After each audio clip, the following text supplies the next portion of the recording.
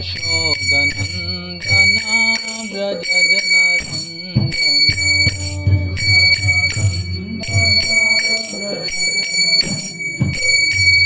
यशोदनन्दना व्रज जनरञ्जना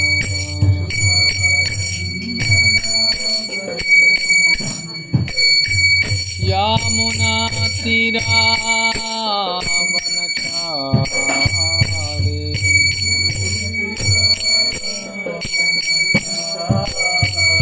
यामुनतीरावनचारि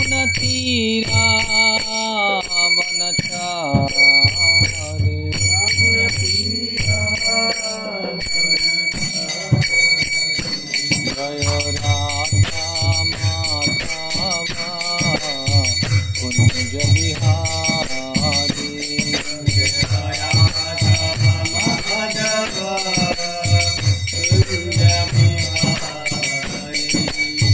गोपीजन वल्लभ गिरिवरधारी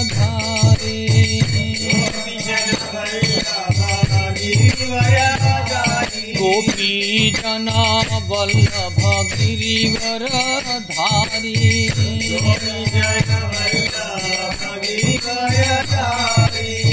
यशोदानंदना व्रज जनरंजना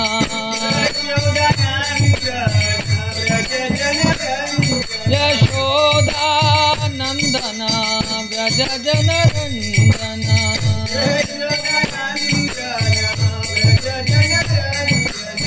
यामुनतीरावनचारि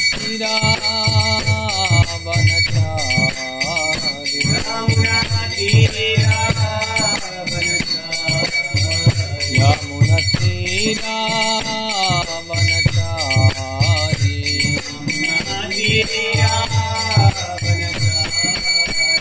जय राधा माधवा कुंज बिहारी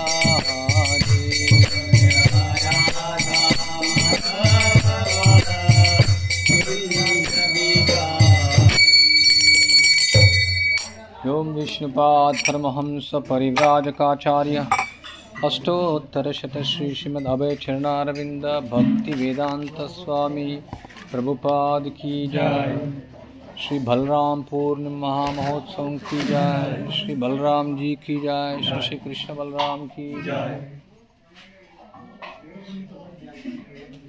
ओम नमो भगवते वासुदेवाय।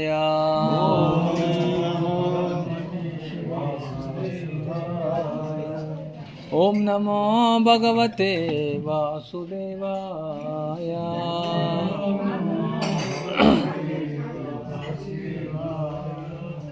ओम नमो भगवते वासुदेवाय।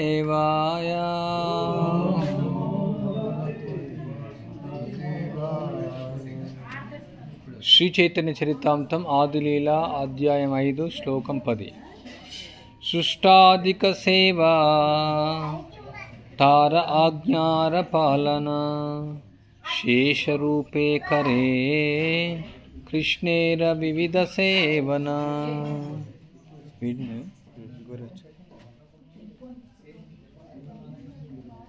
सृष्टि अधिक సేవ చెప్పండి। సృష్టి అధిక సేవ సృష్టి విషయములో తార అతని అజ్ఞాన ఆజ్ఞల పాలనము శేషరూపే శేషుని రూపంలో కరే చేస్తాడు కృష్ణేరా శ్రీకృష్ణుని వివిధ సేవన నానా రకాలైన సేవలను భావము భాష్యం ఇచ్చిన అభయ చరణారవింద భక్తి వేదాంతం ప్రభుపాల సృష్టి కలాపములలో అతడు శ్రీకృష్ణుని ఆజ్ఞాపాలనం చేస్తాడు। శేషుని రూపంలో అతడు నానా రకాలుగా శ్రీకృష్ణుని సేవిస్తాడు। భాష్యం ఆచార్యుల అభిప్రాయం అనుసరించి సాంశ రూపాల్లో ప్రధానునిగా బలరాముడు మూల సంకర్షణుడు అయి ఉన్నాడు।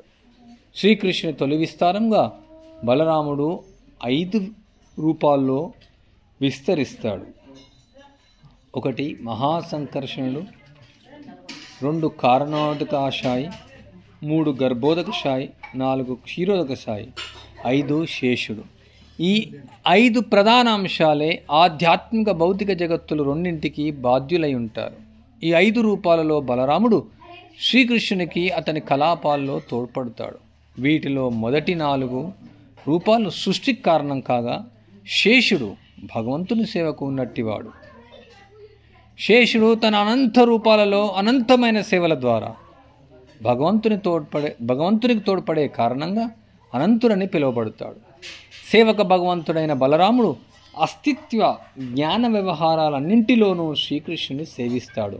అదే సేవక భగవంతుడైన నిత్యానంద ప్రభు తన నిత్య సాంగత్యముతో గౌరాంగునికి అదే సేవను చేస్తాడు.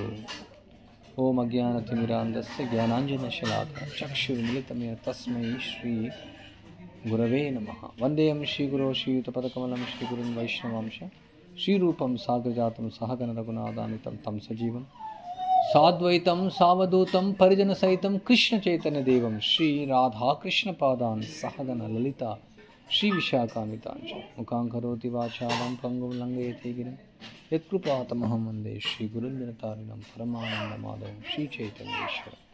హరే కృష్ణ కృష్ణ కృష్ణ హరే హరే హరే రామ హరే రామ.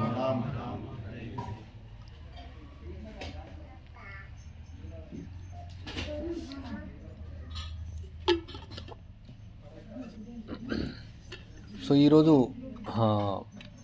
శ్రీ బలరాముడు భగవంతుడైన బలరాముడు ఆవిర్భవించినటువంటి యొక్క తిథి. చాలా ప్రత్యేకమైనటువంటి దినం ఈరోజు. సో ఇక్కడ చైతన్య చరితాంతంలో ఆదిలీలలో అధ్యాయం 5లో నిత్యానంద బలరాముని మహిమ ఈ యొక్క అధ్యాయంలో శ్రీల కృష్ణదాస్ కవిరాజ్ గోస్వామి వివరిస్తున్నారు బలరాముని యొక్క ఐశ్వర్యాన్ని. ఆయన మొదట్లో బలరాముని యొక్క సృష్టిని బలరాముడు ఎలా ఈ యొక్క సృష్టిని నియంత్రిస్తున్నాడు, సృష్టిస్తున్నాడు, సృష్టి కార్యాలు ఎలా చేస్తున్నాడు, అదేవిధంగా ఆధ్యాత్మిక జగత్తులో కూడా అన్ని కార్యాలు ఎలా చేస్తున్నాడు అనేసి వివరిస్తున్నాడు. సో ఈ యొక్క శ్లోకంలో చెప్పినట్టు కృష్ణుడు బలరాముడు కృష్ణుని యొక్క స్వాంశయే బలరాముడు. సో బలరాముడు 5 ముఖ్యమైనటువంటి రూపాలుగా ఆ కృష్ణునికి ఆయన నిరంతరం సేవ చేస్తూ ఉన్నాడు.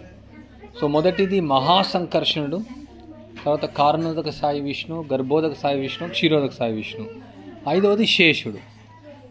సో ఈ 5 ప్రధాన అంశాలే ఈ యొక్క ఆధ్యాత్మిక జగత్తుకు భౌతిక జగత్తుకు రెండింటికి వాళ్ళే అంత బాధ్యత తీసుకుంటూ ఉన్నారు. సో ఈ యొక్క 5 రూపాల్లో బలరాముడు నిరంతరం కృష్ణునికి ఆయన తోడ్పడుతూ ఉన్నాడు. మొదటి 4 రూపాలు యొక్క సృష్టికి కారణం కాగా శేషుడు మాత్రం ప్రత్యేకంగా భగవంతుని సేవ కోసం ఆయన నియుక్తమవుతూ ఉన్నాడు. సో ఈ విధంగా బలరాముడు ఆయన నిరంతరం సేవ చేస్తూ ఎప్పుడు కృష్ణుని యొక్క సేవను ఆస్వాదిస్తూ ఉన్నాడు, ఆ యొక్క ఆనందాన్ని ఆస్వాదిస్తున్నాడు. అదేవిధంగా ఆయనే బలరామ హొయిలో నితాయ్ వ్రజేంద్ర నందనుడైనటువంటి యొక్క కృష్ణుడే చైతన్య మహాప్రభుగా అవతరించాడు ఈ యొక్క కలియుగంలో. ఆయనకు సోదరునిగా బలరాముడే నిత్యానందుగా వచ్చి అదేవిధంగా చైతన్య మహాప్రభు కూడా ఆయన సేవను నిర్వహించారని చెప్తున్నారు. ఇక్కడ చాలా వివరణాత్మకంగా ఇక్కడ కృష్ణదాస్ కవిరాజ్ గోస్వామి వివరిస్తున్నారు ఎలా ఈ యొక్క సృష్టి కార్యాలను జరుగుతున్నాయి. కారణోదక సాయి విష్ణు అంటే మనకు తెలుసు, ఈ యొక్క మహావిష్ణు యొక్క రోమరంధ్రాల నుంచి అనంతకోటి బ్రహ్మాండాలు వస్తాయి. సో ఆయనే మహావిష్ణువు అంటే మహాసంకర్షణ నుంచి వస్తాయి. సో ఆయన కారణ ఉదకంలో సో ఇక బ్రహ్మాండాలన్నీ కూడా ఆయన నుంచి వస్తాయి. తర్వాత ప్రతి బ్రహ్మాండంలో ఆయన గర్భోదక సాయి విష్ణువుగా ఆయన ప్రవేశిస్తారు. ఆ విధంగా ఆ బ్రహ్మాండం అనేది పనిచేస్తుంది. తర్వాత ప్రతి ఒక్కరి హృదయంలో ఆయన క్షీరోదక సాయి విష్ణువుగా ఆయన ప్రవేశిస్తారు పరమాత్మ రూపంలో.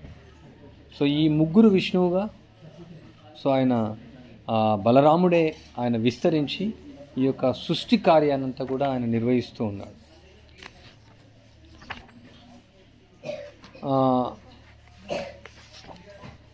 ముఖ్యంగా కృష్ణుడికి బలరాముడికి తేడా లేదు. శ్రీల ప్రభుపాద చెప్తారు, ఓన్లీ వర్ణం మాత్రమే తేడా, తెలుపు వర్ణం బలరాముడు. దేవకి గర్భంలో 7వ గర్భంలో ఆయన జన్మించినప్పుడు, 7వ గర్భంలో ఉన్నప్పుడు భగవంతుడు యోగమాయను ఆజ్ఞాపిస్తాడు. రోహిణి గర్భంలోకి ఆ యొక్క గర్భాన్ని మార్చాలనేసి. సో అప్పుడు ఆయన రోహిణి నందడని అందుకే అంటాం. ఆయన బలరాముడు అంటే దేవకి గర్భంలో ఉన్నప్పటికీ ఆయన రోహిణి నందడని ఎందుకంటామంటే రోహిణి గర్భంలోకి మార్చబడుతుంది. సో అప్పుడు రోహిణీ దేవి గర్భంలో ఆయన జన్మ తీసుకోవడం జరుగుతుంది. అక్కడ గర్గముని ఆయన నామకరణంలో చెప్తాడు. ఆయన ఈ యొక్క అందరికీ, కుటుంబ సభ్యులందరికీ, యొక్క వంశానికి అందరికీ కూడా ఆనందాన్ని ఇస్తాడు. తర్వాత ఆయన చాలా శక్తివంతుడు, బలం చాలా ఉంటుంది. అందువల్ల బలరాముని అనే యొక్క నామకరణం ఆయనకి ఇవ్వడం జరుగుతుంది.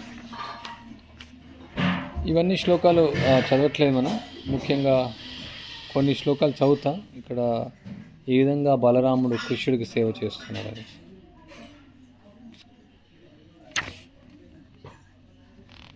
ధర్మ సంస్థాపనకు, అధర్మ సంహారానికి అతను అన్ని యుగాల్లో, మన్వంతరాల్లో, అవతారాల్లో స్వీకరిస్తాడు. అతన్ని దర్శింపజాలక దేవతలు క్షీరసాగర తీరానికి వెళ్ళి స్తోత్రం కావిస్తారు. అప్పుడు భగవంతుడు జగత్పాలనకు అవతరిస్తాడు. అతను అనంతమైన వైభవాలు గణింపలేనట్టివి. ఆ విష్ణువే శేషుని రూపాల్లో సమస్త లోకాలకు తన శిరంపై ధరిస్తాడు. అయినా ఆ లోకాలు తన శిరస్సులపై ఉన్నట్లు తెలుసుకోలేని కారణంగా అవి ఎక్కడ ఉన్నాయో అతడు ఎరగడు. అంటే బలరాముని యొక్క ఈ 5 రూపాల్లో 5వ రూపం శేషుని రూపం. సో అంటే ఆయన పెద్ద బరువు మోస్తున్నట్టే మోయట్లేదు, చాలా తేలికగా ఉంటాయి ఈ యొక్క లోకాలన్నీ ఆయనకు. సో ఆయన శిరస్సు పైన ఉన్నట్టు ఆయన తెలియదు, కానీ ఆయన అవి ఎక్కడున్నాయనేసి ఎరగడనేసి చెప్తున్నారు. అతని వేల కొలది పడగలు సూర్యుని అతిశయించే దేదీప్యమాన మనులతో విరాజమానమై ఉంటాయి. 10 కోట్ల యోజనాల వెడల్పు కలిగిన విశ్వము అతను ఒక పడగపై ఒక ఆవగింజ వలె నిలిచి ఉంటుంది. అంటే బ్రహ్మాండాలు, అనంత కోట్ల బ్రహ్మాండాలు, ఒక ఆవగింజ, దీని యొక్క పరిమాణం ఆవగింజ. మనం ఉన్నటువంటిది యాక్చువల్లీ బ్రహ్మాండం చాలా చిన్న బ్రహ్మాండం, అంటే 4 తల్ల బ్రహ్మ ఉన్నటువంటి బ్రహ్మాండం. 10 తల్ల బ్రహ్మ, 1000 తల్ల బ్రహ్మ, 1,00,000 తల్ల బ్రహ్మ, 1,00,000 తల్ల బ్రహ్మ వరకు ఇక్కడ చైతన్య చేత అంతా వివరించబడింది. సో అంటే ఈ బ్రహ్మాండం కంటే 1,00,000 రెట్లు ఉన్నటువంటి బ్రహ్మాండం కూడా ఉంటుంది. బట్ ఇవన్నీ బ్రహ్మాండాలన్నీ కూడా ఈ యొక్క శేషుని యొక్క, అంటే బలరాముని యొక్క అంశమైన శేషుని యొక్క పడగల పైన ఒక ఆవగింజల్లాగా అవి ఉన్నాయి. ఆ అనంత శేషుడే భక్తావతారుడు. కృష్ణ సేవ తప్ప అతనికి అన్యము తెలియదు. ఈ భాష్యం చదువుతాం. కృష్ణ సందర్భం అనే గ్రంథంలో శ్రీల జీవగోస్వామి శేషనాగుని విధంగా వర్ణించారు. అనంతదేవుడు వేల కొలది ముఖము కలిగిన వాడు, పూర్ణ స్వతంత్రుడు, భగవత్ సేవకు సర్వదా సన్నిధుడయుండి నిరంతరం ఆ దేవదేవుని కొరకు ఎదురు చూస్తాడు. సంకర్షణుడు వాసుదేవుని తొలి విస్తారం. ఇచ్ఛా మాత్రం అవతరించిన అతడు స్వరాట్ అని పిలువబడతాడు. అనంతుడైన అతడు దేశకాల పరిమితులకు అతీతుడు. అతడే స్వయంగా 1000 పడగల శేషునిగా ప్రకటమవుతాడు. స్కంద పురాణంలో అయోధ్య మహాత్యం అనే అధ్యాయంలో ఇంద్రుడు తన ఎదుట లక్ష్మణుని రూపాన్ని నిలిచిన శేషుని వినతి చేస్తూ, నీ నిత్యలోకమైన వైకుంఠానికి వెళ్ళవలసింది, అక్కడ నీ అంశ అయిన శేషుడు పడగలతో ఉన్నాడు అని అంటాడు. ఆ విధంగా లక్ష్మణుని పాతాళలోకానికి పంపిన తర్వాత తన లోకానికి వెళ్ళిపోతాడు. చతుర్వ్యూహపుకు సంకర్షణుడు లక్ష్మణునిగా రామునితో పాటు అవతరించాడనే విషయం సూచిస్తుంది. శ్రీరాముడు స్వధామానికి వెళ్ళిపోగానే శేషుడు తిరిగి తన లక్ష్మణుడి నుండి వేరై తన పాతాళలోకానికి వెళ్ళిపోగా లక్ష్మణుడు వైకుంఠానికి వెళ్ళిపోతాడు. లఘుభావతామృతంలో ఈ కింద వర్ణనము ఇవ్వబడింది. 2వ చతుర్వ్యూహపు సంకర్షణుడు బ్రహ్మాండములను ధరించే శేషునితో పాటు రామునిగా అవతరిస్తాడు. శేషునిగా 2 రూపాలు ఉన్నాయి.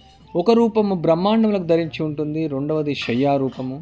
బ్రహ్మాండములను ధరించే శేషుడు సంకర్షణి అవతారము, అందుకే ఒకప్పుడు అతడు సంకర్షణగా పిలువబడతాడు.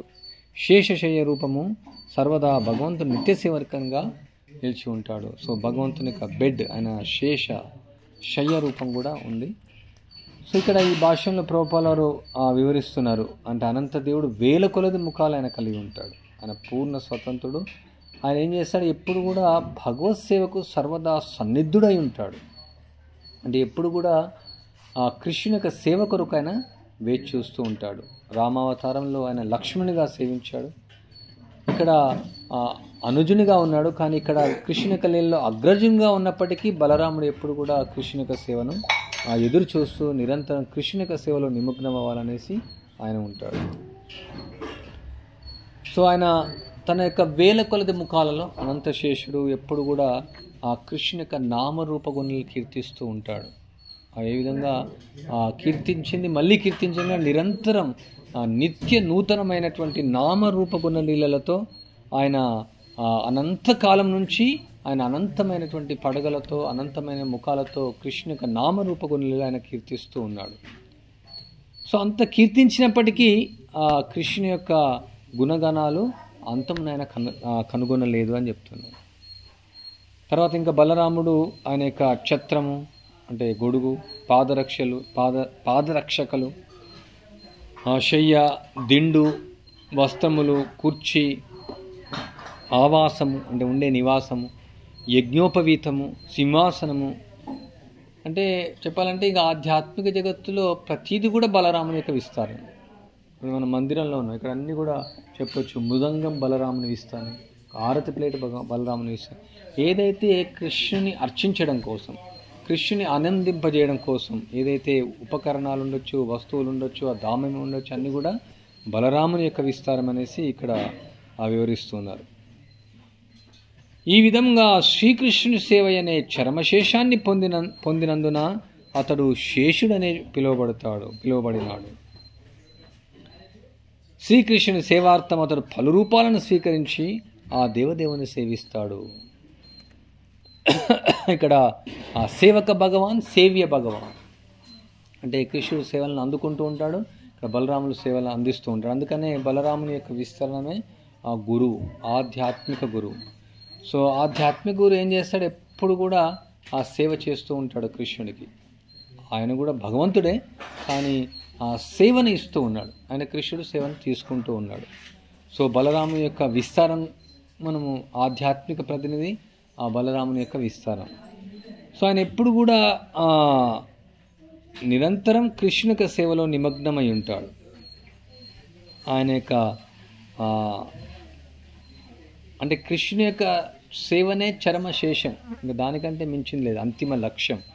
సో ఆయన చరమశేషాన్ని పొందాడు కాబట్టి ఆయనకు శేషుడు అనేటువంటి పేరు ఇచ్చారని ఇక్కడ చెప్తున్నారు. తర్వాత ఈ యొక్క అనంతశేషుడు యొక్క కళా స్వరూపమే నిత్యానంద ప్రభు. సో ఇంకా నిత్యానంద ప్రభు యొక్క లీలలు మనం చైతన్య చరితామృతంలో చూడవచ్చు. సో ఈ విధంగా ఆ యొక్క అనంతుని యొక్క లీలల యొక్క అనంతాన్ని మనం ఎప్పుడు తెలుసుకోలేమని ఇక్కడ కృష్ణదాస్ కవిరాజ్ గోస్వామి చెప్తున్నారు. ఆయన సకల అవతారాలకు ఆయన మూలం. సో ఆయన యొక్క శక్తి అనంతమైనటువంటిది, ఆయన లీలలు అనంతమైనటువంటి, ఆయన గుణాలు అనంతమైనటువంటిది, ఆయన దివ్యమైనటువంటి రూపం అనంతమైన సౌందర్యాన్ని కలిగి ఉంది. సో ఆ విధంగా బలరాముడు ఆయన దివ్యమైనటువంటి యొక్క ఐశ్వర్యాన్ని ఆయన ప్రకటిస్తూ ఉన్నాడు.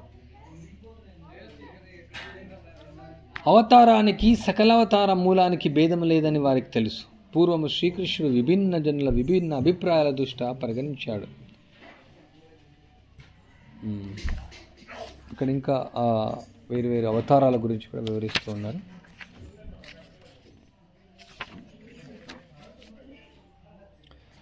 ఒకప్పుడు అతడు గురువుగా, మరొకప్పుడు మిత్రునిగా, ఇంకొకప్పుడు భృత్యునిగా శ్రీ చైతన్యుని సేవిస్తాడు. వ్రజమునందు ఈ మూడు భావాల్లో బలరాముడు శ్రీకృష్ణునితో క్రీడించాడు. వేరువేరు భావాలతో కూడా ఆయన సేవ చేస్తాడు. కొన్నిసార్లు ఆయన మిత్రునిగా, కొన్నిసార్లు సేవకునిగా, కొన్నిసార్లు గురువుగా కూడా ఆయన సేవ చేస్తూ ఉన్నాడు. వృషభం వలె క్రీడిస్తూ బలరాముడు శ్రీకృష్ణునితో తలతో తల ఢీకొని పోరాడివాడు. ఒకప్పుడు శ్రీకృష్ణుడు బలరాముని పాద సమానం చేసేవాడు. మనం చూడొచ్చు ఇక్కడ భాగవతంలో వాళ్ళు వృందావనంలో వెళ్ళినప్పుడు అక్కడ బలరాముని కీర్తిస్తూ ఉంటాడు. కొన్నిసార్లు కృష్ణుడు కీర్తిస్తూ ఆయనకు పాద సమానం కూడా చేస్తాడు. సో ఆ విధంగా కొన్నిసార్లు ఆ విధమైనటువంటి భావంతో కూడా ఆయన సేవ తీసుకుంటూ ఉంటాడు. తాను సేవకుడని భావిస్తూ అతడు శ్రీకృష్ణుని ప్రభువుగా ఎరిగి ఉండేవాడు. శ్రీకృష్ణుని అంటే ఎప్పుడు కూడా సేవకునిగానే భావిస్తాడు. ఈ విధంగా అతడు తనను అంశాంశగా తలిచేవాడు. సాధారణ బాలుని వలె ఆడుతూ వారు రంకెలి వేస్తున్న వృషభాల వలె ఒకరితో ఒకరు యుద్ధం చేశారు. నానా రకాల జంతువుల అరుపులను వారు అనుకరించారు. ఒకప్పుడు శ్రీకృష్ణుని అగ్రజుడైన బలరాముడు ఆటలో అలసినప్పుడు గోపబాలుని ఒడిలో తలపెట్టుకొని విశ్రమించేవాడు. అప్పుడు శ్రీకృష్ణుడు స్వయంగా పాద సమానం చేస్తూ అతన్ని సేవించేవాడు. సో కొన్నిసార్లు కృష్ణుడు కూడా బలరామునికి కాళ్ళను ఒత్తాడు. ఈ మాయ ఏమిటి? ఎక్కడి నుండి వచ్చింది? ఈమె దేవతయా లేక రాక్షసియా? ఇది నిక్కముగా నా ప్రభు అయిన శ్రీకృష్ణుని మాయే. ఎందుకనగా అన్యులెవరు నన్ను విమోహితిని చేయగలుగుతారు? సో బలరాముడు గుర్తుపడతాడు కృష్ణుడు యొక్క మాయ. ఇదంతా కూడా కృష్ణుడు యొక్క మాయ. ఎన్నో అద్భుతాలు జరుగుతూ ఉంటాయి బృందావనంలో. సో అప్పుడు బలరాముడు అనుకుంటాడు ఇది కృష్ణుడు యొక్క మాయ అనేసి. రాజసింహాసనంలో శ్రీకృష్ణునికి ఏపాటిది? సమస్త లోకపాలురు అతని పాదపద్మధూళిని తమ కిరీట శోభిత శిరస్సులపై ధరిస్తారు. ఆ పాదధూళియే తీర్థస్థానాలను పవిత్రం చేస్తుంది. అంశలమైనట్టి బ్రహ్మ, శివుడు, లక్ష్మీదేవి ఆమె ఈ పాదధూళిని మా శిరస్సులపై నిరంతరం ధరిస్తాడు. శ్రీకృష్ణుడే పరమనియామకుడు. మిగిలిన వారందరూ అతని భృత్యులే. అతను నర్తింపజేసినట్లు వారందరూ నృత్యం చేస్తారు. సో ఈ విధంగా బలరాముడు నిరంతరం కృష్ణుని యొక్క సేవలో, నిత్యానందుడు చైతన్య మహాప్రభు సేవలో నియుక్తమవుతూ ఉన్నాడు. సో ఆయన ఆదర్శాన్ని చూపిస్తున్నాడు అందరికీ. మనం నిరంతరం కృష్ణుని యొక్క సేవలో నిమగ్నం అవ్వాలనేసి. సో ఆ విధంగా ఆయన గురువు స్థానాన్ని స్వీకరించి అందరికీ సూచనలు ఇస్తూ ఉన్నాడు. మనం నిరంతరం కృష్ణుని యొక్క సేవలో నిమగ్నం అవ్వాలనేసి. సో అది మనం బలరామునికి ప్రార్థించవచ్చు. కృష్ణుని యొక్క సేవలో మనం నియుక్తం చేయాలనేసి. బలరాముడు ఆధ్యాత్మిక శక్తి. ప్రభుపాల వారు చెప్తున్నారు ఉపన్యాసంలో, స్పిరిచువల్ స్ట్రెంగ్త్, ఆధ్యాత్మిక శక్తి. నాయమాత్మ ప్రవచనే నలభ్యో నమేదయ. అంటే ఇక్కడ ప్రభుపాల వారు ఏం చెప్తారంటే ఒక ఉపన్యాసంలో ఆధ్యాత్మిక కార్యక్రమాలు బలరాముని యొక్క ప్రమేయం లేకుండా, బలరాముని యొక్క బలం లేకుండా మనం ఏది సాధించలేము. బల అంటే బలం అంటే సామాన్యమైనటువంటి వ్యక్తులు వాళ్ళు బలాన్ని చూపిస్తూ ఉంటారు. వాళ్ళ భౌతికమైనటువంటి యొక్క పురోగతి కోసం ఉండొచ్చు, ఆర్థిక అభివృద్ధి కోసం ఉండొచ్చు, సాంఘిక అభివృద్ధి కోసం ఉండొచ్చు, వాళ్ళ కుటుంబ అభివృద్ధి కోసం వాళ్ళ యొక్క బలంతో అవుతుందనేసి అనుకుంటారు. కానీ ఇక్కడ ఆధ్యాత్మిక జీవితంలో మనం ఏదైనా పొందాలన్నా, ఏదైనా కృష్ణుని యొక్క కృప పొందాలన్నా, కృష్ణుని కోసం సేవ చేయాలన్నా మనకు ఆధ్యాత్మిక శక్తి అనేది అవసరం. అదే బలరాముని ద్వారా మనం పొందొచ్చు. సో అందుకే ప్రభుపాల వారు వివరిస్తున్నారు ఉపన్యాసంలో, మనం బలరాముని యొక్క ఆశ్రయాన్ని మనం తీసుకోవాలి, బలరాముని మనం ప్రార్థించాలి. ఈ యొక్క కృష్ణ భక్తిని ఆచరించడానికి, కృష్ణ యొక్క సేవలో నిరంతరం నిమగ్నం అవ్వడానికి, కృష్ణునికి సేవకుడు కావడానికి బలరాముని యొక్క కృప మనకు అవసరం. బలరాముడి యొక్క అడుగుజాడలు మనం అనుసరించాలా, ఆయనకు మనం ప్రార్థించాలా, ఈ యొక్క బలాన్ని మనకి ఇవ్వాలనేసి. ఈ యొక్క కృష్ణ చైతన్య ఉద్యమం, చైతన్య మహాప్రభు యొక్క సంకీర్తన ఉద్యమంలో ఎన్నో సేవలు ఉన్నాయి, ఎన్నో రకాలైనటువంటి యొక్క విషయాలు ఉన్నాయి. బట్ ఇవన్నీ కూడా ఆధ్యాత్మిక శక్తితో చేయాల్సినటువంటివి. భౌతికమైనటువంటి యొక్క అర్హతలు మనకు ఉండొచ్చు ఎన్నైనా, కానీ చివరికి భగవంతుని యొక్క ప్రమేయం లేకుండా, బలరాముని యొక్క ప్రమేయం లేకుండా, బలరాముని యొక్క కృప లేకుండా, ఆయన ఏ విధంగా ఈ యొక్క అన్ని బ్రహ్మాండాలు అన్నీ వచ్చినాయి, దానిలో అన్నీ ఉన్నాయి, కానీ మళ్ళీ ఇక గర్భోదకశాయిగా ప్రవేశిస్తేనే ఆ బ్రహ్మాండం అనేది మళ్ళీ జీవం అవుతుంది. ప్రతిది కూడా మన శరీరం కూడా అంతే. ఇప్పుడు ఆత్మ లేకుండా శరీరం వృధా. అదేవిధంగా పరమాత్మ యొక్క ప్రమేయం లేకుండా మనం ఏమి చేయలేము. సో ప్రతిది కూడా ఈ యొక్క ఆధ్యాత్మిక జగత్తులో లేదంటే భౌతిక జగత్తులో అన్నీ కూడా భగవంతుని యొక్క ప్రమేయం ద్వారానే జరుగుతుంది, ఆయన యొక్క శక్తి ద్వారానే అవుతుంది. భౌతికమైనటువంటి వ్యక్తులు భావిస్తారు అహంకార విమూఢాత్మ కర్తారహం ఇది మన్యతి, వాళ్ళు కర్తగా భావిస్తూ ఉంటారు. ఇప్పుడు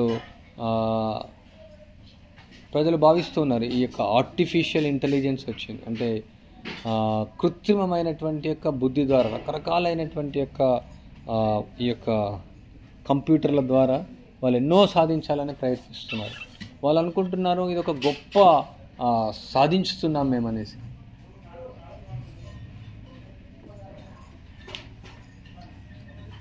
వాళ్ళ యొక్క బుద్ధి ద్వారా వాళ్ళు సాధిస్తున్నారనేసి వాళ్ళు అనుకుంటున్నారు. ప్రతిది కూడా ఈ భౌతిక ప్రపంచంలో ప్రతి ఒక్కరు అలానే భావిస్తూ ఉంటారు. కానీ భగవంతుని యొక్క శక్తి లేకుండా ఏది జరగదు. ఆయన యొక్క ప్రమేయం లేకుండా ఈ యొక్క భౌతిక జగత్తులో ఉండొచ్చు, ఆధ్యాత్మిక జగత్తులో ఉండొచ్చు, ఆయన యొక్క ఇచ్ఛాశక్తి ద్వారా ఆయన యొక్క ప్రమేయం లేకుండా ఏదీ జరగదు. సో ఇక్కడ బలరాముడే భగవంతుని యొక్క సృష్టి కార్యం ఉండొచ్చు, ఆధ్యాత్మిక జగత్తు ఉండొచ్చు, అన్నీ కూడా ఆయన యొక్క శక్తి ద్వారానే ఇక్కడ జరుగుతూ ఉన్నాయి. సో అందుకే మనం అర్థం చేసుకోవాలా, మనం ఏ సేవను మనం ఆచరించినప్పటికీ మనం బలరాముని యొక్క కృప కోసం మనం ప్రార్థించాలి, ఆయన శక్తిని ప్రసాదించమని ప్రార్థించాలి. లేదు నేను చేస్తాను అనే ఒక భావంతో మనం ఉంటే మనం శక్తి విహీనులమవుతాం. మన యొక్క శక్తి అనేది పరిమితం. ఆ శక్తి ద్వారా మనం భావిస్తాం మనం చేస్తామనేసి. కానీ భగవంతుని యొక్క శక్తి లేకుండా అది నిస్సారం అవుతుంది, అది విఫలం అవ్వచ్చు. సో అందువల్ల మనం ఎప్పుడు కూడా దీనిలో భగవంతుని యొక్క ప్రమేయం లేకుండా, బలరాముని యొక్క కృప లేకుండా, బలరాముని యొక్క శక్తి లేకుండా, లేదంటే ఇంకొక పక్క గురువు యొక్క కృప లేకుండా ఏ కార్యం అనేది సఫలీకృతం అవ్వదు. వాళ్ళ యొక్క కృప ద్వారానే. కొన్నిసార్లు మనం చూడొచ్చు, ఈ యొక్క సేవలు చేయాలన్నప్పుడు ఎన్నో రకాలైనటువంటి యొక్క సమస్యలు ఎదురవుతూ ఉంటాయి, ఎన్నో రకాలైనటువంటి ఒడుదలు ఎదురవుతూ ఉంటాయి, ఎన్నో రకాలైనటువంటి ఆటంకాలు వస్తూ ఉంటాయి. బట్ ఇవన్నీ మనం చూస్తే మన యొక్క శక్తి ద్వారా ఇవి తొలగేటువంటివి కాదు, మన యొక్క శక్తి ద్వారా వనరించేటువంటివి కావు. సో అందుకనే మనం ఇది గుర్తుంచుకోవాలి. కృష్ణ యొక్క శక్తి, కృష్ణ శక్తి వినానయి తారే ప్రవర్తన. సో కృష్ణ యొక్క శక్తి లేకుండా మనం ఏమీ చేయలేం. సో ఇక కృష్ణ యొక్క శక్తి బలరాముని ద్వారా అందరికీ ఇవ్వబడుతుంది. సో బలరాముని యొక్క, కృష్ణుడు బలరాముడు వేరు కాదు, ఇద్దరు ఒకటే. కృష్ణుని యొక్క ప్రథమ విస్తరణే బలరాముడు, ఆయన యొక్క స్వయం రూపంలోంచి వచ్చినటువంటి బలరాముని యొక్క విస్తరణ, స్వాంశ. సో అందుకే మనం బలరాముని యొక్క ఆశ్రయాన్ని మనం తీసుకోవాలా, ఆయన మనం ప్రార్థించాలా, ఈ యొక్క బలాన్ని మనకి ఇవ్వమనేసి. కృష్ణ యొక్క సేవ చేయడం కోసం, ఆయన యొక్క నామ రూప గుణలీల కీర్తించాలన్నా కానీ ఆయన యొక్క బలరాముని కృప మనకు అవసరం. ఆయనకు ఈ యొక్క సంకీర్తన ఉద్యమంలో సేవ చేయాలన్నా ఆయన యొక్క ఆశ్రయం మనకు అవసరం. సో బలరాముడు చాలా లీలలు చేశారు, కృష్ణ బలరాములు ఇద్దరు. ఇక్కడ దశమ స్కందం భాగవతంలో మొదటి స్కందం, ద్వితీయ, తృతీయ 4 స్కందాలు ఉన్నాయి. సో ఎన్నో లీలలు ఉన్నాయి. కృష్ణ బలరాములు వాళ్ళు ఇక బృందావనంలో వ్రజవాసులకు ఆనందాన్ని ఇస్తూ అందరికీ ఆశ్రయాన్ని ఇస్తూ కృష్ణ బలరాములు ఆ బృందావనం గోకులం, గోలోకం, సాక్షాత్తు గోలోకం యొక్క, అది సాక్షాత్తు గోలోకమే, ఇక్కడ గోకులం అని పిలుస్తాం, ఉంటూ ఎన్నో లీలలు చేశారు. ఎన్నో రాక్షసులను కూడా సంహరించారు. ప్రత్యేకంగా బలరాముడు కొందరి రాక్షసులను సంహరించారు.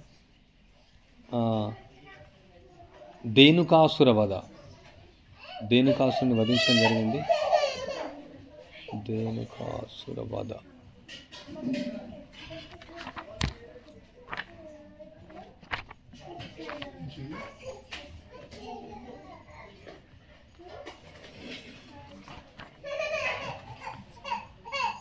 సో కృష్ణుడికి ఇక్కడ బలరాముతో పాటు కౌమారావస్థ దాటిన తర్వాత, అంటే 6 సంవత్సరాల నుండి 10 సంవత్సరాలకు పౌగండ దశ అంటారు. సో అప్పుడు ఇక్కడ ఉన్నటువంటి గోపబాలందరూ కూడా సమావేశమై వాళ్ళకు, అంటే రోజు వాళ్ళు ఆవులను తీసుకుని వెళ్తారు. అప్పట్లో చాలా లక్షల ఆవులు ఉండేది. నందమార 9 లక్షల ఆవులు ఉన్నాయి. అంటే అందరి గోపబాలకు ఉండే లక్షల ఆవులు ఉండేటువంటి, కోట్ల ఆవులు అని చెప్పాలంటే. సో అప్పుడు అన్నీ కూడా వాళ్ళు ఆవులను తీసుకొని వెళ్ళేవాళ్ళు. సో ఇప్పుడు ఈ యొక్క కృష్ణ బలరాములకు ఆ యొక్క బాధ్యత అప్పగించాలని వాళ్ళు నిర్ణయించుకున్నారు. సో ఇక్కడ కృష్ణుడు బలరాముడు వాళ్ళు ఇద్దరు కలిసి గోపబాలతో కలిసి ఒక ఆలమందను తీసుకొని వెళ్తూ ఉన్నారు. సో బృందావనం చాలా అద్భుతంగా ఉంది. ఫల పుష్పాలతో, కాయగూరలతో, పచ్చిక బయలతో, సమృద్ధిగా అన్ని వనరులతో ఎంతో దివ్యమైనటువంటి ఒక సౌందర్యాన్ని ఈ యొక్క బృందావనం కలిగి ఉంది. ఈ బృందావన అరణ్యం అందరినీ కూడా ఆస్వాదింపజేస్తుంది, అందరి మనస్సులను ఆకర్షింపజేస్తుంది. పక్షుల యొక్క కలకల రావాలు, కిలకిల రావాలు అందరి యొక్క శ్రమను కూడా తగ్గిస్తూ నిర్మలమైనటువంటి యొక్క జలాలు ఉన్నాయి ఇక్కడ. ఎలా ఉన్నాయి? ఆ యొక్క నిర్మలమైనటువంటి జలం తాగితే వాళ్ళకు ఒక అలసట కూడా అంత పోతుంది. సో వాళ్ళ యొక్క మనస్సు యొక్క దేహం యొక్క ఆ సేదను కూడా తీరుస్తూ ఉన్నాయి ఆ యొక్క జలాలు. తర్వాత అంతా కూడా పరిమళ భరితమైనటువంటి యొక్క సువాసనతో ఉంది అక్కడ.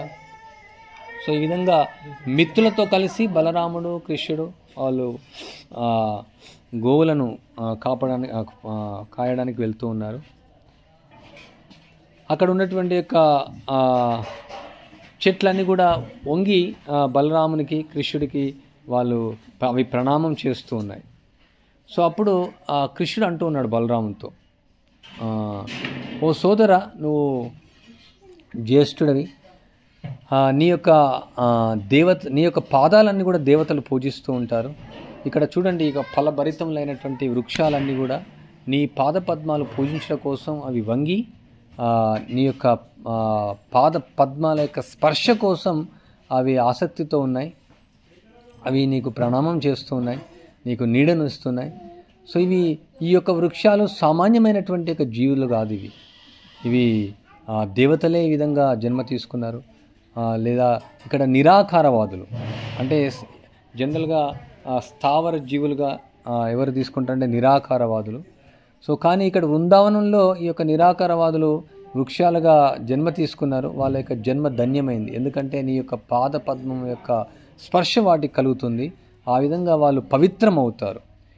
తర్వాత నీ చుట్టూ ఉన్నటువంటి యొక్క ఈ జూంకారం చేస్తూ ఉన్నటువంటి ఈ భృంగాలన్నీ కూడా తుమ్మెదలు అన్నీ కూడా ఇవి పూర్వజన్మలో అవి నీ యొక్క భక్తులు.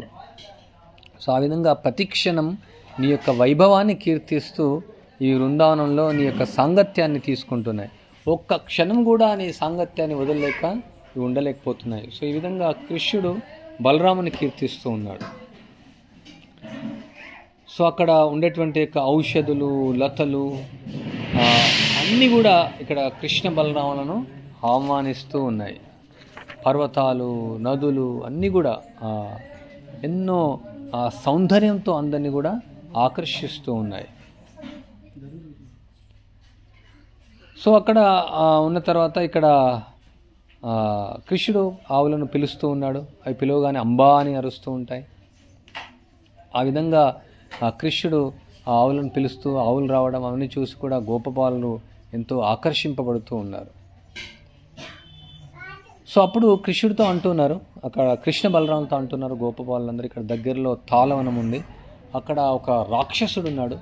ఈ తాళవనం అంతా కూడా ఈ యొక్క పండ్లతో నిండి ఉంది. అయినప్పటికీ ధేనుకాసుడు అనే ఈ రాక్షసుడు చాలా అక్కడ అల్లకల్లోనాన్ని సృష్టిస్తున్నాడు. అందుకని ఎవరు కూడా అక్కడ వెళ్ళడానికి ఆసక్తి చూపించట్లేదు.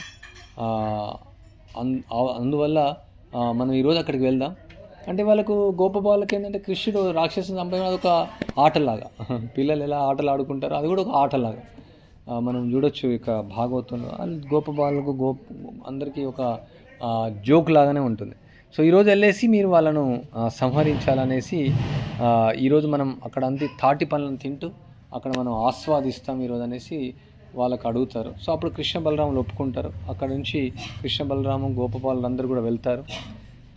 సో అక్కడ ఈ యొక్క భయంకరమైనటువంటి ఒక రాక్షసుడు సో ఆయన తాళవనంలో అంత కలతను సృష్టిస్తూ ఉన్నాడు.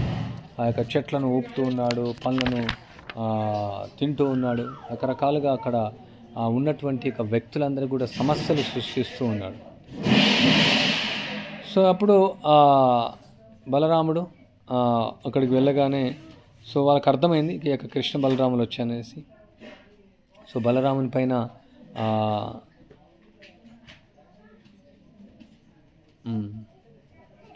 ఒక బలరాముడు రాయి విసిరేస్తాడు దానిపైన, ధేనుకాసుని పైన.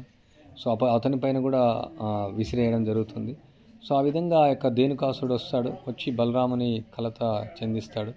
అప్పుడు బలరాముడు ఆ యొక్క దేనికంటే గాడిద యొక్క వెనుక కాళ్ళను తీసి గిరగిర తిప్పడం జరుగుతుంది. అది తిప్పితే ఆ యొక్క ధేనుకాసుడు ఆ తాటి చెట్లు చాలా పొడుగైనటువంటి ఆ పైన ఎగిరి ఆ యొక్క చెట్ల పైన పడతాడు. సో ఆ యొక్క చెట్టు కూడా కూలిపోతాయి. ఒక్కొక్క చెట్టు ఇంకో చెట్టు అట్లా కొన్ని వందల చెట్లు కూలిపోవడం జరుగుతుంది. సో ఈ విధంగా ధేనుకాసురుని బలరాముడు చాలా అవలీలగా సులభంగా జస్ట్ ఆయన వధించడం జరుగుతుంది. సో అది చూసి ఆయన యొక్క మిత్రులందరూ కూడా వస్తారు, మిగతా రాక్షసులందరూ. సో అవన్నీ కూడా కృష్ణుడు బలరాముడు ఇద్దరు కలిసేసి ఆ యొక్క రాక్షసులందరూ కూడా సంహరించడం జరుగుతుంది. ఆ తర్వాత గోపబాలందరూ కూడా ఆ తాటి పనులను ఆస్వాదిస్తూ అక్కడ తాళవనంలో వాళ్ళు ఆ యొక్క లీలను చేస్తారు ఆ రోజు. తర్వాత ప్రలంబాసురుని కూడా వధించడం జరుగుతుంది. ఆయన ప్రలంబాసురుడు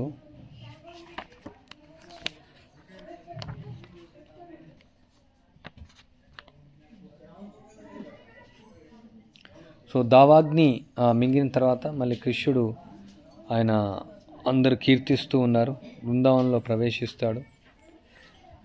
అప్పుడు వేసవి చాలా ఎండగా ఉంటుంది. బట్ ఎండగా ఉన్నప్పటికీ బృందావనం ఎప్పుడు కూడా పచ్చిక బయలతో మనోహరంగా నిరంతరం చాలా పచ్చగానే ఉంటుంది, కలకలలాడుతూ ఉంటుంది. సో కృష్ణుడు వేణునాదం చేస్తూ మళ్ళీ గోవులను తీసుకొనేసి ఆయన వెళ్తూ ఉంటాడు.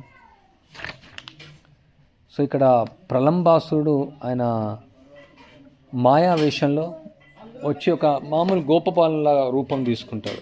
సో రోజు వాళ్ళ కృష్ణుడు బలరాముడు ఇద్దరు వాళ్ళు గోపబాలతో ఆటలు ఆడుతూ ఉంటారు. సో బలరామునికి అర్థమవుతుంది భగవంతుడు సర్వజ్ఞుడు. సో అప్పుడు వాళ్ళు రెండు జట్లుగా విడిపడతారు. కృష్ణుడితో పాటు కొందరు గోపబాలు, బలరాముతో పాటు కొందరు గోపబాలు. సో ఎవరైతే దీనిలో ఓడిపోతారో వాళ్ళు మోయాలి వాళ్ళను.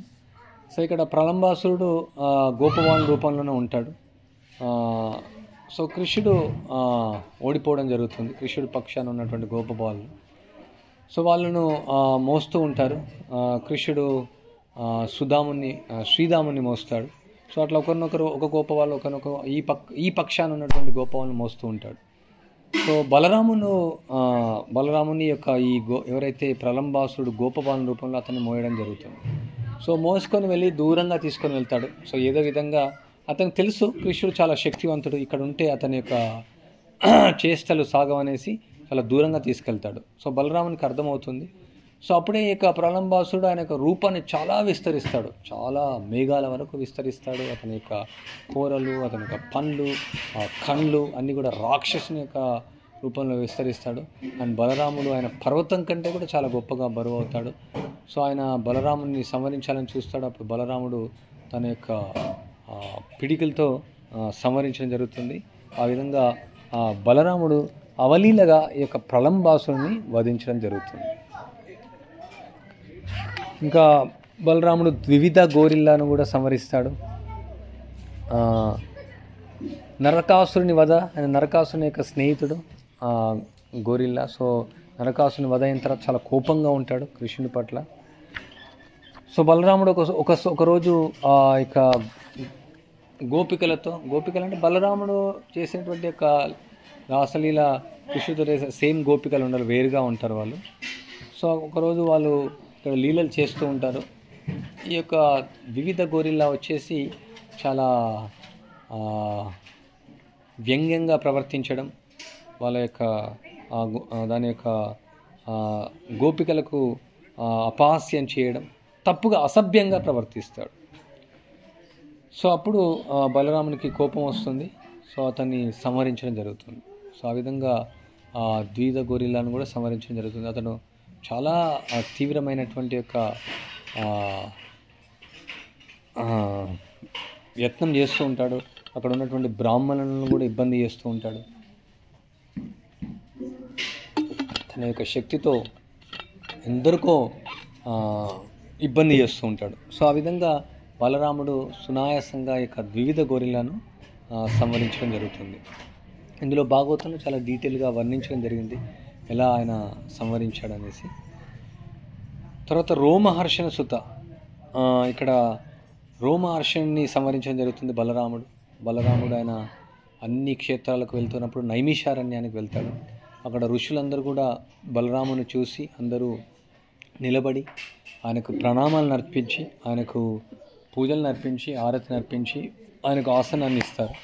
కానీ ఇక్కడ రోమహర్షణుడు అతను మాత్రం ఈ యొక్క వ్యాసాసనం పైన కూర్చొని ఉంటాడు. దేవాది దేవుడైనటువంటి బలరామునికి గౌరవాన్ని ఇవ్వడు. అంటే వాస్తవానికి వ్యాసాసనంపై కూర్చున్నప్పుడు ఎవరైనా వచ్చినప్పుడు నిలబడాల్సినటువంటి అవసరం లేదు. కానీ ఇక్కడ సాక్షాత్తు భగవంతుడే వచ్చాడు. అంటే మిగతా వాళ్ళందరూ కూడా బ్రాహ్మణులు, ఋషులు, మునులు వాళ్ళందరూ కూడా లేచి గౌరవిస్తారు. కానీ రోమహర్షుడు మాత్రం అలానే కూర్చొని ఉంటాడు. సో ఆయన వ్యాసదేవుని యొక్క శిష్యుడు.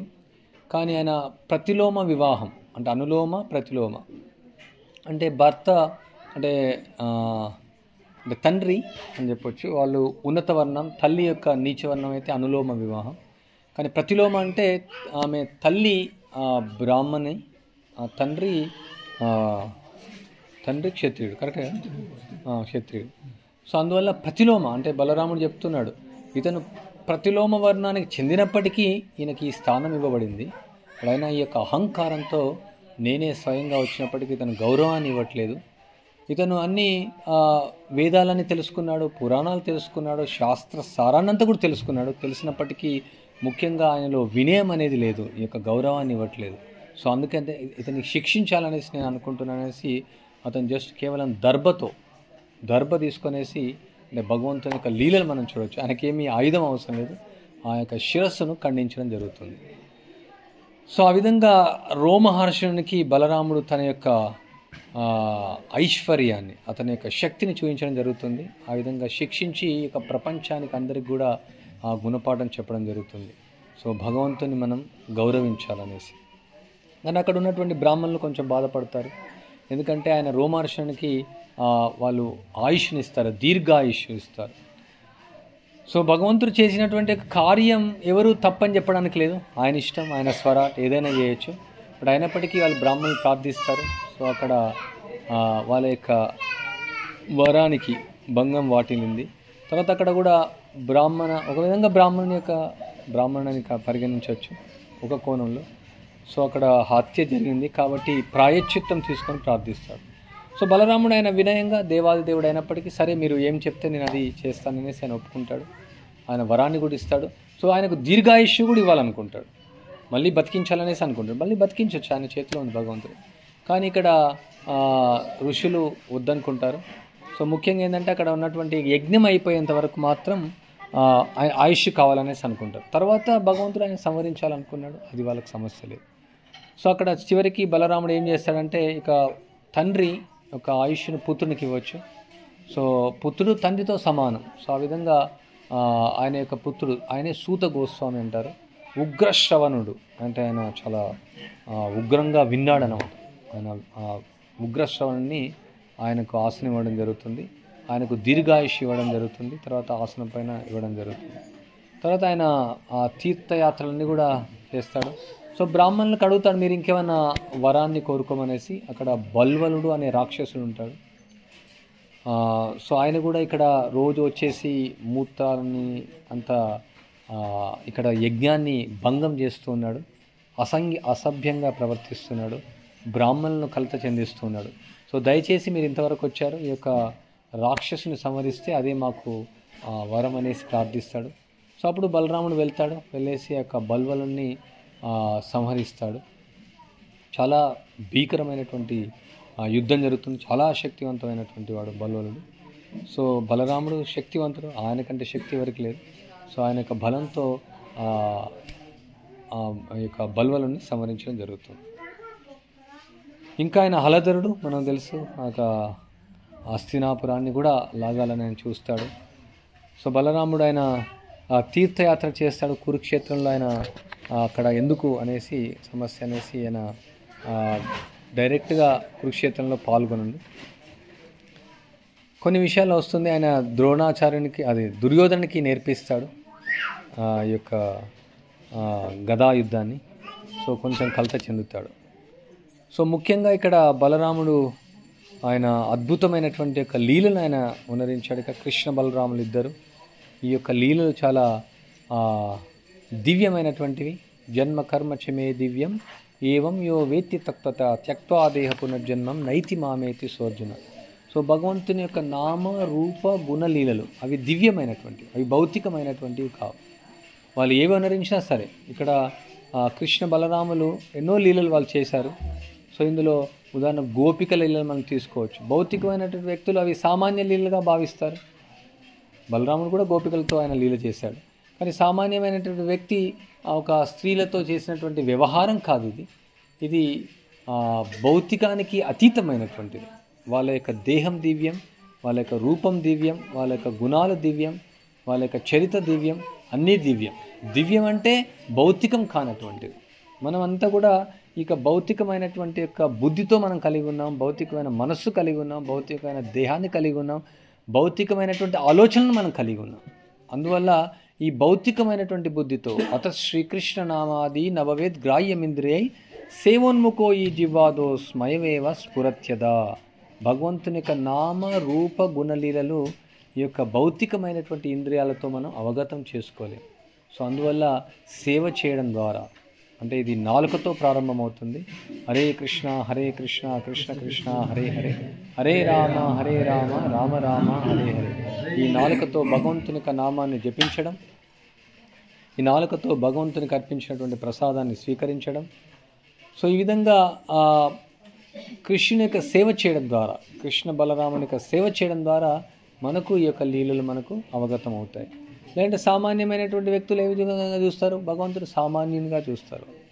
అతనికి 2 చేతులు ఉన్నాయి, 2 కాళ్ళు ఉన్నాయి, అతనికి కూడా 2 కళ్ళు ఉన్నాయి. ఆ సామాన్య వ్యక్తిగా చూస్తారు. అందుకే వాళ్ళు ఏం చేస్తారు? భగవంతుని యొక్క లీలను వాళ్ళు అనుకరించాలని చూస్తారు, భగవంతునిగా అవ్వాలని చూస్తారు. సో అందుకే వాళ్ళు శిక్షించబడతారు వాళ్ళు.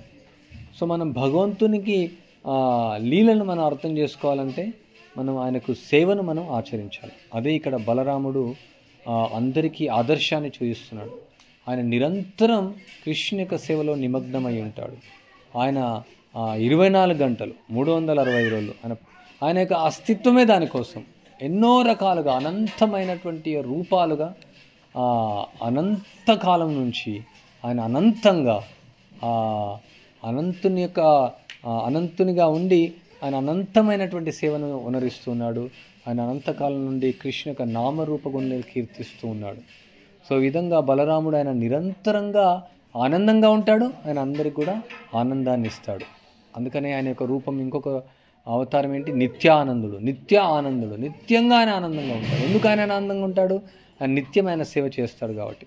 సో మనం ఈ భౌతిక ప్రపంచంలో మనం ఆనందంగా ఉండాలని ప్రయత్నించవచ్చు. ఎన్నో కోట్ల జన్మల నుంచి మనం ప్రయత్నిస్తూ ఉన్నాం. మన యొక్క స్వభావం ఆనందమయోభ్యాసాత్. సో ఆ యొక్క ఆనందం కోసం మనం పరితపిస్తూ ఉన్నాం. ఏదైతే కృష్ణుని యొక్క సేవలో నిరంతరమైనటువంటి యొక్క సేవలో మనం ఆనందాన్ని పొందాం ఒకానొక సమయంలో, టైమ్ ఇమ్మెమోరియల్, అనాది కాలం ముందు కృష్ణుని ప్రేమిస్తూ కృష్ణుని సేవిస్తూ నిరంతరమైనటువంటి ఆనందాన్ని మనం పొందాం. కానీ మనం కృష్ణుని యొక్క సేవ పట్ల విముఖతను ప్రదర్శించడం వల్ల మనం ఆ యొక్క ఆనందాన్ని కోల్పోయాం. సేవను కోల్పోయాం, ఆ యొక్క ఆనందాన్ని కోల్పోయాం. ఆ ఆనందం ఈ భౌతిక ప్రపంచంలో ఉన్నటువంటి ఒక తుచ్చమైనటువంటి ఆనందంతో మనం పోల్చలేం. ఈ భౌతిక ప్రపంచంలో ఆనందం ఉందనేసి ఒక భావన మాత్రమే, అది కేవలం అపోహ మాత్రమే. అది ఇక్కడ ఆనందం అనేది లేదు. ఇది పూర్తిగా దుఃఖాలయం. సో ఈ విధంగా మనం జీవులం అనంతకోటి జన్మల నుంచి ఈ యొక్క జన్మ మృత్యు జరావాది చక్రంలో పరిభ్రమిస్తూ ఈ యొక్క ఆనందం కోసం మనం పరితపిస్తూ ఉన్నాం. కానీ ఇక్కడ ఆ రహస్యాన్ని బలరాముడు అందరికీ బోధిస్తున్నాడు. మీరు కృష్ణుని యొక్క సేవ చేయండి, కృష్ణుని నామాన్ని ఆశ్రయించండి, కృష్ణుని గుణగణాలను కీర్తించండి, కృష్ణునికి అన్ని విధాలుగా నిరంతరం సేవ చేయండి, అప్పుడు మీరు ఆనందంగా ఉంటారనేసి ఆయన అందరికీ బోధిస్తున్నాడు. గురువు రూపంలో వచ్చి అందరికీ బోధిస్తూ ఉన్నాడు. ఆయన చేస్తూ ఉన్నాడు, అందరికీ చేయమని చెప్తూ ఉన్నాడు. ఇదే ఈ యొక్క సృష్టి యొక్క ఉద్దేశం కూడా. ఈ యొక్క సృష్టి ఎందుకు సృష్టించబడింది? దానికోసమే. ఒకవేళ ఈ సృష్టి అందుకనే ఎవరు ఈ యొక్క సృష్టిలో ఉన్నటువంటి వ్యక్తులు ఈ యొక్క భగవంతుని యొక్క సేవ చేయకుండా ఇంద్రియ భోగంలో నిమగ్నం అవుతే ఆనందం పొందుతున్న అపోహలో ఉండి అందరూ ఇంద్రియ భోగంలో ఉంటే అందుకనే ఆ యొక్క శేషుని కోపం వస్తూ ఉందన్నమాట. ఎందుకు చేయట్లేదు? అందుకని ఆయన ఏం చేస్తాడు? ప్రళయంలో ఈ యొక్క దావాగ్ని వస్తూ ఉంది, మహా అగ్ని, ప్రళయాగ్ని వస్తుంది. ఆ ప్రళయాగ్నిలో అంతా కూడా నాశనం అవుతూ ఉంది. రూపరఘునాథ్ మహారాజ్ ఎప్పుడు చెప్తూ ఉంటాడు, ఆయనకు చాలా కోపం వచ్చేసింది, మొత్తం వదిలేదు, ఎవరూ సేవ చేయట్లేదు అనేసి. సో అందుకనే మనం ఈ ప్రళయాగ్నిలో మునగకుండా ఈ యొక్క విరహాగ్నిలో కృష్ణుని యొక్క విరహం, కృష్ణుడిని మనం ఎప్పుడో వదిలేసాం, అనంతకాలం ముందు వదిలేసాం. అంటే మనం మర్చిపోయాం, అసలు కృష్ణుని వదిలేసామనే మర్చిపోయాం. ఆ కృష్ణుని పట్ల ప్రేమను మనం మర్చిపోయాం, కృష్ణుని పట్ల ఉన్నటువంటి ప్రేమను మర్చిపోయాం. ఆ కృష్ణుడు మనం ప్రేమించేవాడు, మనం కృష్ణుని ప్రేమించేవాళ్ళం. ఆ యొక్క ఆస్వాదన అయితే అనేది మనం వదిలేసాం. సో అందుకే తిరిగి ఈ యొక్క అవకాశం కల్పించబడింది ఈ యొక్క భౌతిక జగత్తులో. తిరిగి ఆయనే స్వయంగా బలరాముడే స్వయంగా ఆధ్యాత్మిక గురువుగా వచ్చి అందరికీ ఆయన బోధిస్తున్నాడు. ఎలా ఈ యొక్క శాస్త్రాన్ని మనం ఆచరించాలా, ఎలా కృష్ణుని మనం సేవించాలా, అన్ని రూపాలుగా ఆయన విస్తరించాడు. చూడండి, మృదంగం ఆయనే, కరతాళం ఆయనే, ఆ యొక్క ఆరతి ఫెరఫెన్ ఆయనే, దండ ఆయనే, బెడ్ ఆయనే, అన్ని రకాలుగా ఆయన విస్తరించి ఆయన అందరికీ ఆదర్శాన్ని చూపిస్తూ ఉన్నాడు. సో అందుకే మనం బలరాముని కృపకు మనం పాత్రలు కావాలంటే, ఈ యొక్క ఆయన కోపానికి పాత్రలు అవ్వకుండా ఆయన కృపకు పాత్రలు అవ్వాలంటే ఆయనకు మనం గౌరవాన్ని ఇచ్చి ఆయన ఇచ్చినటువంటి యొక్క సూచనలను మనం పాటిస్తూ ఆయన యొక్క ఆదర్శంలో మన అడుగుజాడలను అనుసరిస్తూ నిరంతరం కృష్ణుని యొక్క సేవలో నిమగ్నమై ఆ యొక్క ఆనందంలో మనం ఆస్వాదించవచ్చు. దానికోసం ఆయన మనం ప్రార్థించవచ్చు. ఈరోజు ప్రత్యేకమైనటువంటి రోజు, ఆయన ఆవిర్భవించినటువంటి రోజు. ప్రతిరోజు మనం ప్రార్థించవచ్చు, ప్రతి క్షణం ఆయనకు ప్రార్థించవచ్చు. ఈ యొక్క ఆధ్యాత్మిక శక్తిని మనకు ప్రసాదించమనేసి, ఈ యొక్క కృష్ణ భక్తిని ఆచరించడానికి, కృష్ణ యొక్క సేవను అనుసరించడానికి, తిరిగి కృష్ణ ప్రేమను పొంది ఆ యొక్క స్వరూపాన్ని మనం పొంది కృష్ణ యొక్క సేవలో నిమగ్నం అవ్వడానికి, ఆ గోలోకానికి మనం వెళ్ళడానికి ఆయనకు మనం నిరంతరం మనం ప్రార్థిస్తూ ఆయన సేవలో మనం నిమగ్నం అవ్వడం. హరే కృష్ణ కృష్ణ కృష్ణ హరే హరే, హరే రామ హరే రామ. శ్రీ బలరామ్ జీ కీ జాయ్, బలరామ్ పూర్ణిమ కీ జాయ్. ఏమైనా చెప్పాలంటే చెప్పవచ్చు. నాకు ఎక్కువగా స్టోరీలు చెప్పడం రాదు, ఓన్లీ చెప్పడం. ఇంకా దీన్ని బాగా వర్ణించవచ్చు బలరాముని యొక్క లీలలను. దశమస్కందంలో చాలా అంటే దశమస్కందం మొత్తం శ్రీల ప్రభుపాల వారు ఈ పుస్తకంగా ఆయన అప్పటికి భాగవతం ముగిస్తానో లేదా అనేసి ప్రభుపాల వారు ఈ పుస్తకంలో సారమంతా ఇచ్చారు, తత్వపూర్వకంగా వివరించారు. చాలా అద్భుతమైన పుస్తకం ఇది, ఎన్నిసార్లైనా చదవచ్చు. సో దయచేసి మీ దగ్గర ఆ పుస్తకం లేకుంటే ఇది తీసుకోండి. అదేవిధంగా భాగవతాన్ని కూడా తీసుకోండి, 18 పుస్తకాలు వస్తాయి. దానిలో కూడా భగవంతుని యొక్క లీలలన్నీ కూడా వివరించబడతాయి. హరే కృష్ణ. ఇప్పుడు ఒక 15 నిమిషాలు నాటక ప్రదర్శన ఉంటుంది. ఆ తర్వాత ఇక్కడ ఆరతి ఉంటుంది, ఆరతిలో మీరు పాల్గొనవచ్చు. ఆ తర్వాత ప్రసాదం అందరికీ ఇవ్వబడుతుంది, లంచ్ ప్రసాదం, పూర్తి ప్రసాదం ఇవ్వబడుతుంది. శ్రీల ప్రభుపాద की जय, श्रीमद् भागवतम की जय, श्री चैतन्य चरितामृत की जय, श्री बलराम जी की जय.